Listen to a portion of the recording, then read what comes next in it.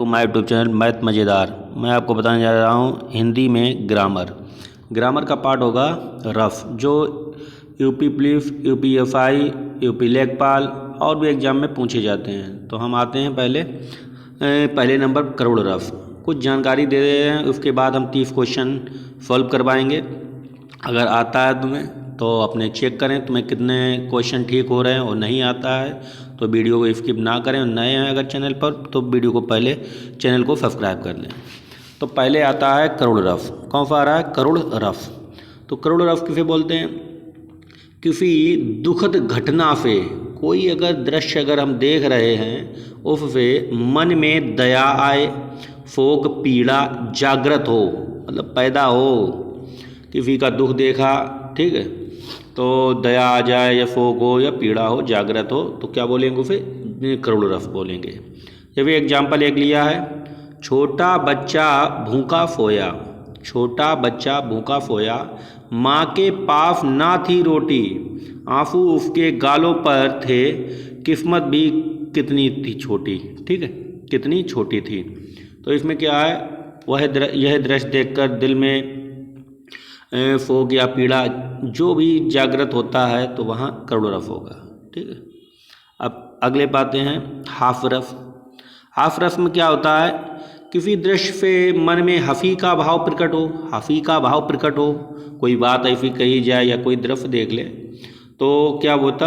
Half rough होगा। जैसे मैं ऐसा महावीर हूँ, मैं ऐसा महावीर हूँ, पापड़ तोड़ सकता हूँ, पापड़ तोड़ सकता हूँ, अगर गुस्सा आ जाए तो कागज को भी मरोड़ सकता हूँ। तो यहाँ क्या है, ऐसी जो पंक्तियाँ लिखी हैं जिसे हंसी आ रही है, ठीक है, तो क्या होगा? हाफ रफ होगा। तो ऐसे ही भयानक रफ क्या होगा? भयानक रफ होता है अगर मन में किसी की रचना देख लें, रचना में भय हो, आतंक, खौफ अनुभूति कराई जाती है, वहाँ भयानक रफ होता है। ठीक है, ऐसे ही शांत रफ में क्या होता है? ना तो दुख का वर्णन होगा वहाँ, ना तो सुख का होगा, ना सुख हो, ना दुख हो, ना दोष हो, ना राज हो, ना कोई इच्छा हो।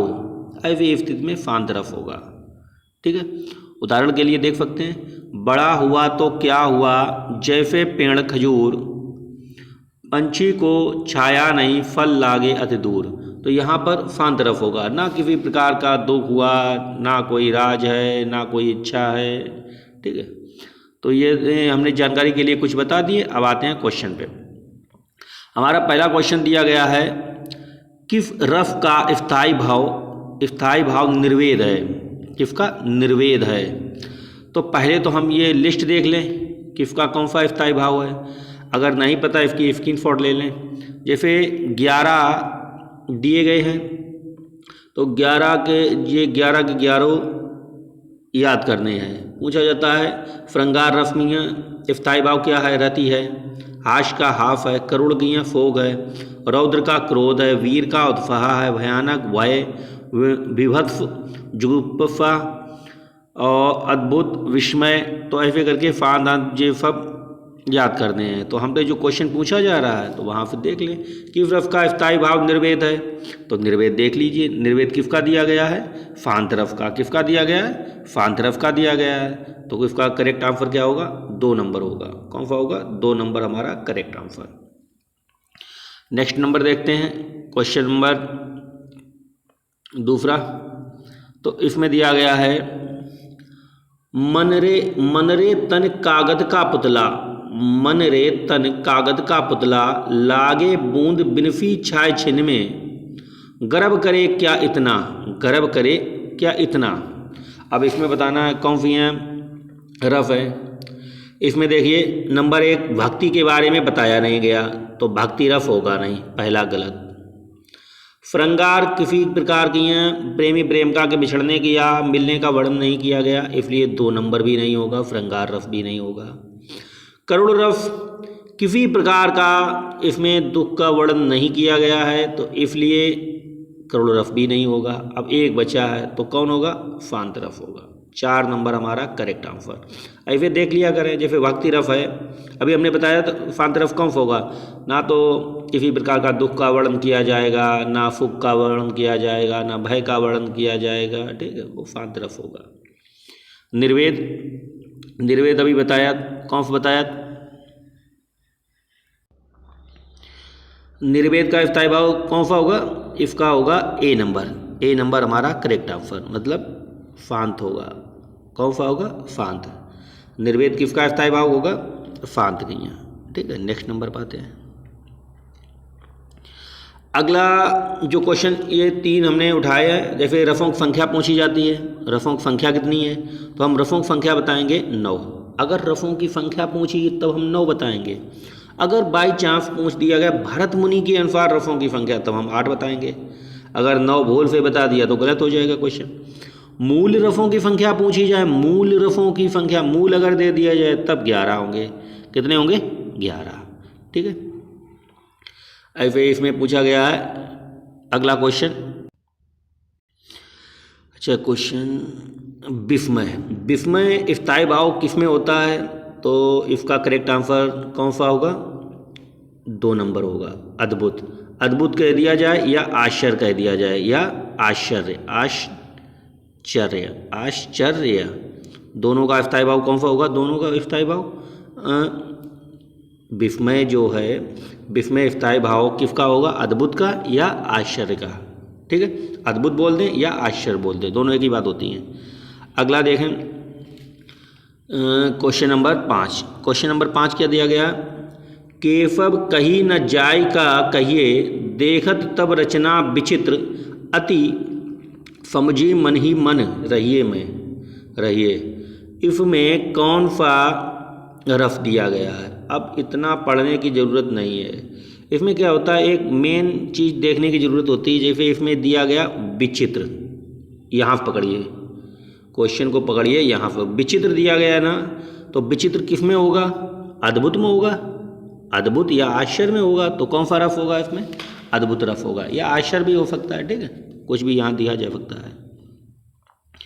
फिर अगला देखते हैं, विस्मय,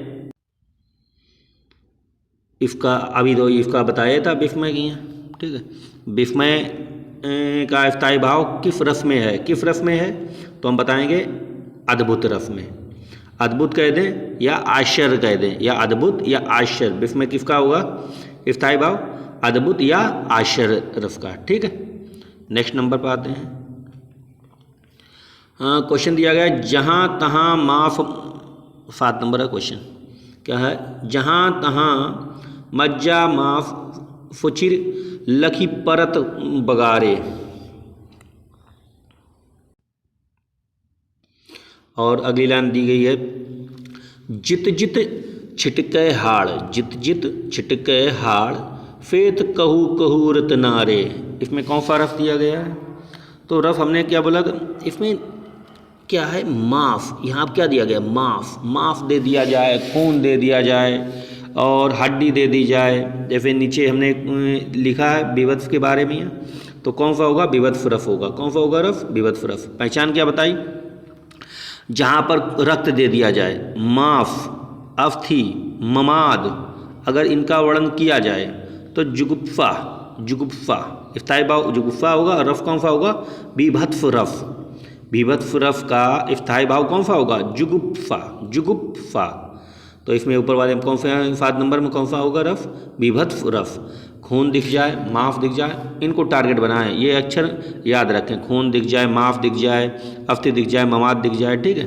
जैसे इस वाले की यहाँ एक और एग्जाम्पल देखें विभत्स रफ का। जैसे फिर पर बैठियो काग, आँख दो खात निकारत, आँख दो खात निकारत, मतलब खून वून इनका वर्णन किया गया है। घिन, जहाँ पर घिन लगे, घिन लगे तो समझ लेना बीभत्स रफ है।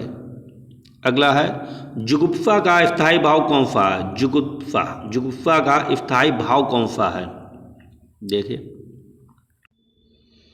अभी ऊपर ही बता कर आए हैं।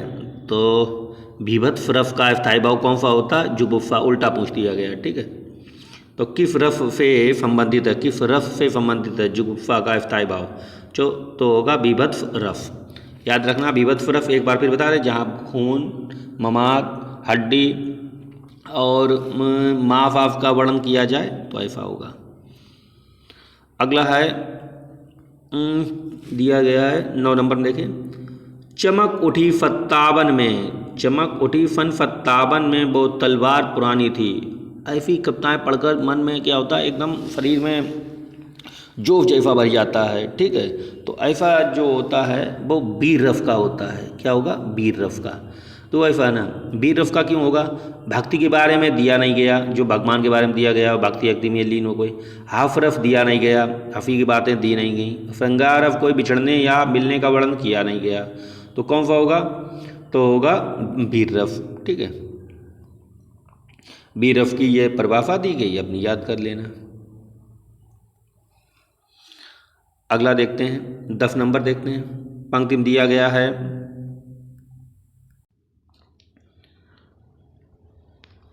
हाँ है ये पंक्ति दी गई, हिमाद्रि तुंग श्रृंग से प्रबुद्ध शुद्ध भारती, स्वयं प्रभा समुज्ज्वला स्वतंत्रता पुकारती। देखो स्वतंत्रता दिया गया, स्वतंत्रता तो किसका वर्णन किया गया? स्वतंत्रता। तो हाफ रस में थोड़ा ना स्वतंत्रता दी जाएगी, ना भयानक वाली बात की गई है, ना श्रृंगार, ना बिछड़ने की है। अगर कोई प्रेमी प्रेमिका के बिछड़ने का या मिलने का वर्णन किया जाए तो उसमें वियोग या संयोग श्रृंगार रस होगा, लेकिन इसमें श्रृंगार रस नहीं होगा, इसलिए इसमें होगा वीर रस। कौन सा रस होगा? वीर रस। 2 नंबर हमारा करेक्ट आंसर। क्रोध, क्रोध कहिए किस रस का स्थायी भाव है? क्रोध जो है किस रस का स्थायी भाव है? देखिए क्रोध जो है रौद्र रस का स्थायी भाव है। किसका है? रौद्र रस का स्थायी भाव है। आगे देखो 12 नंबर देखो, 12 नंबर में कौन सा होगा? प्रिय वह मेरा प्राण प्यारा कहाँ, दुख जल निधि में डूबी का सहारा कहाँ। तो हमने क्या बताया, तो पूरा अगर पढ़ने की हिंदी बनाओगे समझोगे बहुत टाइम लगेगा। तो इसमें दिया गया दुख। क्या दिया गया? दुख। शांत में दुख होता नहीं, शांत में दुख होता नहीं। श्रृंगार होगा नहीं, रौद्र होगा नहीं, तो ये करुण रस दिया गया। इसमें क्या है? दुख की बात की गई है और किसी की यहाँ बिछड़ने की भी बात नहीं की गई है, ठीक है। इसलिए नहीं तो श्रृंगार रस में ठोंक दो जाके। तो ये कौन सा होगा? 3 नंबर होगा, करुण रस होगा, दुख की बात की गई है। अगला देखें 13 नंबर, 13 नंबर पढ़ो। देख फुदामा की दीन दफा, देख फुदामा की दीन दफा करुणा करके करुणा निधि रोए, करुणा निधि रोए में कौन सा रस होगा? पहले इसमें करुणा पहले ही दे दिया गया, तो इसमें कौन सा होगा? करुण रस। दुख हुआ इसलिए यहाँ पर होगा करुण रस, ठीक है। अब नेक्स्ट नंबर देखते हैं 14 नंबर। अखियाँ हरि दर्शन की भूखी, अखियाँ हरि दर्शन की भूखी, कैसे रहें रूप रफ रांची, ए बतियाँ फुनरूखी, ये बतियाँ फुनरूखी। इसमें कौन सा होगा? देखिए वीर रस होगा नहीं, यहाँ पर वीरता कोई बात की नहीं गई। और जो नेक्स्ट नंबर दिया गया है वियोग श्रृंगार, वियोग, हाँ वियोग श्रृंगार होगा, 2 नंबर होगा, क्योंकि यहाँ पर बिछड़ने की बात की जा रही है। शांत रस होगा नहीं, शांत में किसी प्रकार का वर्णन ही नहीं किया जाता, ना दुख का ना सुख का, किसी प्रकार नहीं। संयोग श्रृंगार होगा नहीं, यहाँ मिलने का वर्णन किया नहीं जा रहा, तो इसलिए 2 नंबर हमारा करेक्ट आंसर। यहाँ पर दिया जा रहा है अखियाँ हरि दर्शन की भूखी, हरि के दर्शन की भूखी हैं, मतलब बिछड़ चुके हैं इसलिए उन्हें देखना चाहती हैं, ठीक है। तो वियोग श्रृंगार रस होगा। अगला देखें, क्वेश्चन दिया गया है 15 नंबर देखें, कौन सा बीभत्स का विरोधी है? बीभत्स मतलब क्या बताया था? बीभत्स रस कौन सा होगा? जहाँ पर खून, हड्डी, मांस दिख जाए वहाँ बीभत्स रस। उसका विरोधी पूछा गया, विरोधी, इसका जस्ट विपरीत। तो विपरीत होगा इसका श्रृंगार रस। कौन सा होगा? श्रृंगार रस, क्योंकि यहाँ से घिन लगेगी, बीभत्स वाले में घिन वाली बात आती है, श्रृंगार रस मतलब अच्छा लगता है, तो इसका विरोधी होगा श्रृंगार रस। नेक्स्ट नंबर देखते हैं। दिया गया है 16 नंबर, हे खग मृग हे मधुकर स्त्रैनी, तुम देखी फीता मृगनयनी, तुम देखी फीता मृगनयनी। तो इसमें कौन सा रफ होगा? देखो करुण रफ होगा नहीं, दुख की बात नहीं की जा रही है। रौद्र होगा नहीं, ठीक है। और संयोग श्रृंगार रफ होगा नहीं, मिलने की बात की नहीं जा रही है। हाँ, बिछड़ने की बात की जा रही है, क्योंकि श्री राम भगवान सीता मैया को ढूंढ रहे हैं, इसलिए वियोग श्रृंगार रफ होगा, वियोग श्रृंगार रफ होगा, ठीक है। नेक्स्ट नंबर देखें, 17 नंबर दिया गया है, किस रफ को सभी रफों का अधिपति माना जाता है? अधिपति मतलब राजा माना जाता है, तो श्रृंगार रफ को माना जाता है। किसे माना जाता है? श्रृंगार रफ को। 3 नंबर हमारा करेक्ट आंसर। नेक्स्ट नंबर देखें, इसमें दिया गया है, मेरे तो गिरधर गोपाल दूसरो ना कोई, जाके फिर मोर मुकुट मेरो पति सोई। शांत रफ होगा नहीं, शांत रफ बताया था जहाँ पर दुख दर्द किसी प्रकार की बातें ना की जाए, ना बिछड़ने ना मिलने की, शांत रफ, तो इसे हटाएं। हास्य रफ होगा नहीं, हाफ रफ इसलिए नहीं होगा क्योंकि हंसी की बात नहीं की जा रही है। करुण रफ होगा नहीं, क्योंकि दुख की बात नहीं की जा रही है। तो एक हुआ प्रेम की बात की जा रही है, तो हमारा श्रृंगार रफ होगा, ठीक है। नेक्स्ट नंबर है 19 नंबर बताएं आप लोग कौन सा होगा? किस रफ को रफ का राजा कहा जाता है? राज कहा जाता है, रफराज कहा जाता है। अभी बताया था, अधिपत्य बताया था, ठीक है। तो वही होगा श्रृंगार रफ, ठीक है। नेक्स्ट नंबर देखें, 20 नंबर दिया गया है, निफदिन बरफत नैन हमारे। इस पंक्ति में किस रफ का वर्णन किया गया है? वीरता की बात की नहीं गई, तो वीर रफ होगा नहीं। भयानक की कोई डरावनी बात की नहीं गई, इसलिए ये भी नहीं होगा। बतफल भी नहीं होगा। श्रृंगार रफ होगा। श्रृंगार कौन सी है? श्रृंगार रफ होगा, ठीक है। यहाँ पर श्रृंगार रफ बनेगा, ठीक है। अब आओ कुरुक्षेत्र, नेक्स्ट नंबर है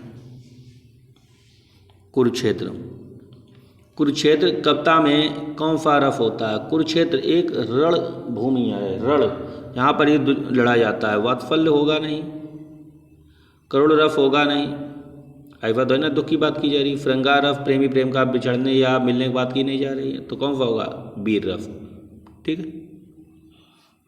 अगला देखें, 22 नंबर दिया गया है, रफ संप्रदाय के प्रवर्तक कौन हैं? रफ संप्रदाय के प्रवर्तक कौन है? भरत मुनि। कौन है? भरत मुनि। 2 नंबर हमारा करेक्ट आंसर। 23 नंबर दिया गया है,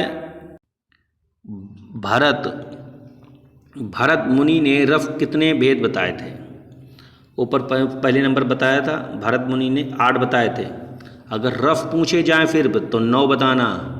अगर मूल रफ पूछे जाए, मूल रफ, तो 11 बताना, ठीक है। भरत मुनि के अनुसार पूछे जाए तो 8 बताना।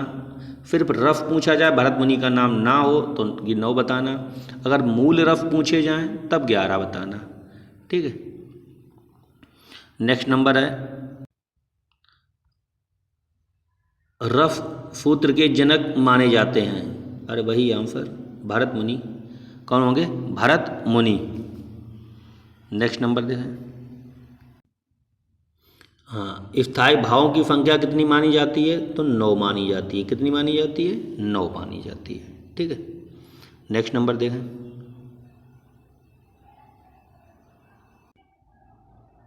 दिया गया भाव जिसके मन में रहते हैं। भाव जिसके हृदय में रहते हैं तो उसे बोलते हैं आश्रय। क्या बोलेंगे? आश्रय, ठीक है। अगला नंबर है, अनुभाव के कितने रूप माने जाते हैं? अनुभाव के अगर रूप माने जाएं तो इसमें 4 हमारा करेक्ट आंसर, मतलब एक नंबर में 4 होगा, ठीक है। अनुभाव के कितने रूप माने जाते हैं? 4 रूप माने जाते हैं। अगला है, संचारी भावों की संख्या कुल कितनी है? संचारी भावों की संख्या कुल कितनी है? तो इसमें है 33 होते हैं, याद रखना। संचारी भावों की संख्या कुल कितनी है? 33 है। कितनी है? 33। अगला देखते हैं। क्वेश्चन दिया गया किस भाव की परिपक्व अवस्था को रफ कहा जाता है? तो इसका होगा स्थायी भाव को। किसे कहा जाएगा? स्थायी भाव को। ठीक है। अब लास्ट नंबर क्वेश्चन है, लास्ट नंबर दिया गया है, जो भाव मन में केवल अल्पकाल तक संचरण करके चले जाते हैं उन्हें क्या कहा जाता है? उन्हें कहा जाता है संचारी भाव। क्या कहा जाएगा? संचारी भाव, याद रखना। ये हमारे 30 क्वेश्चन थे। अगर वीडियो अच्छा लगा हो तो वीडियो को लाइक करें, कमेंट करें। अगर नए हैं चैनल पर तो चैनल को सब्सक्राइब करना ना भूलें।